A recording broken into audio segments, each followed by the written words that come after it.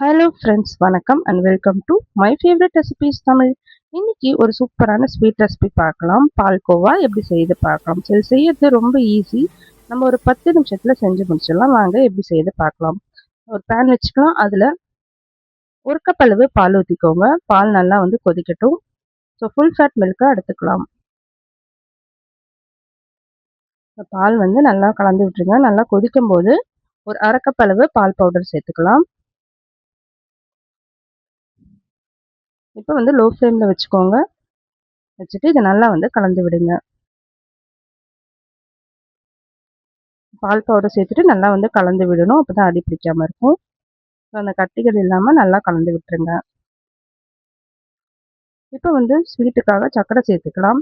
அரை கப் அளவு சர்க்கரை சேர்த்துக்கோங்க. ஒரு 2 டேபிள் ஸ்பூன் நெய் சேர்த்துக்கோங்க. நெய் சேர்க்கும்போது நல்லா அந்த கடாயில் ஒட்டாமல் வரும். நல்லா டேஸ்ட்டாகவும் இருக்கும். இதை நம்ம நல்லா கலந்து விட்டுடலாம். அதனால் இன்னும் திக் கன்சிஸ்டன்சிக்கு வரணும். இன்னும் ஒரு 5 நிமிஷம் இருக்கட்டும்.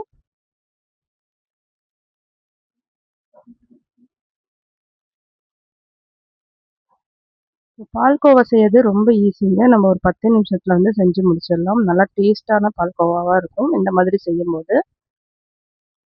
இந்த கன்சிஸ்டன்சி வந்தப்போ ஸ்டவ் ஆஃப் பண்ணிவிட்டு நீங்கள் வேறு பிளேட்டுக்கு ட்ரான்ஸ்ஃபர் பண்ணிடுங்க.